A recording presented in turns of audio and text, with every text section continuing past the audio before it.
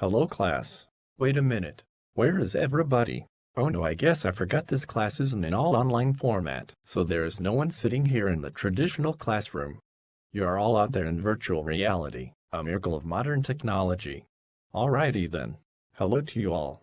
We're in lesson 2 at this point, in our second full week of school. I trust you have completed lesson 1 by now, and you are aware now of the newness of the term juvenile delinquency and the history of the modern concept of childhood. This is very important information. As I said, the beginning of a journey is crucial, and I like the way Agnew and Brezina begin our text.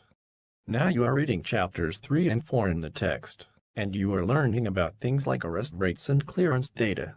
You see that it isn't easy to answer the question how much delinquency is there and is delinquency increasing. In Chapter 4 you are introduced to 4 socio-demographic characteristics commonly thought to be associated with delinquency rates. Were you surprised to learn that social class and race aren't as closely linked to rates of delinquency as you might have supposed? How about gender and age? Any surprises there? These are very basic concepts, and sure to show up on our first test. If our textbook is the meat of the course, I suppose that makes me the spices in this recipe. Thank you. In other words, my experiences and observations over the years will hopefully make the course material more alive to you, and so I will, when I think it would help and is appropriate, add my own personal slant on the material. Some of you may have had experience with the juvenile justice system in some capacity, and your observations and experience would be helpful if shared on the discussion boards. In the past I've had students who were currently working with juvenile court, and their experiences and observations were very interesting. This isn't just stuff that exists in textbooks and statistics. Juvenile crime is about as real-world as you can get. That being said, I'm a male and tend to understand the mind of a young male better than I might the mind of a young female. As we look at arrest rates for juvenile offenders, all sorts of interesting questions pop up about gender stereotypes and cultural bias, right?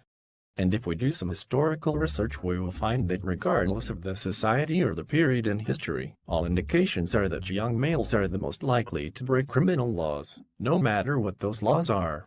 I know you girls are catching up, and certainly more females are getting arrested today than 50 years ago, but the numbers are still heavily skewed towards the adolescent male. Notice the difference between a high-rate, chronic, serious offender and a low-rated adolescent limited offender. It's a very important distinction. My experience and observation matches up with Agnew and Brezina's take on this distinction. Most juvenile delinquents do their offending in a limited time frame, from early adolescence until mid or late adolescence, and then stop offending.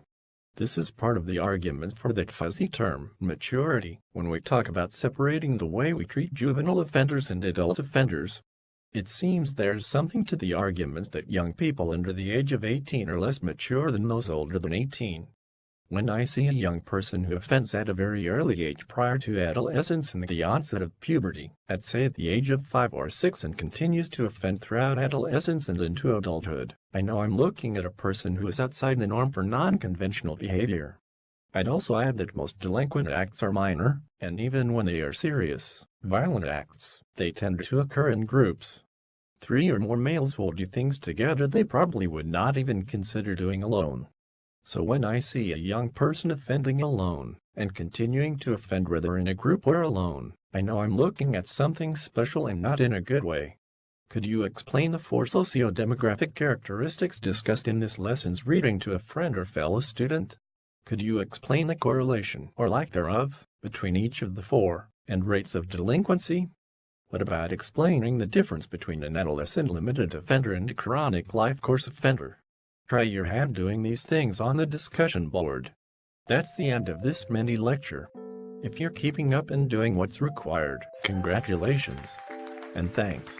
If you are lagging behind even a bit, don't fall into bad habits. Until next time, have fun and be safe. Look around you and see how this material really does apply to the world we live in. And never ever drink or text and drive.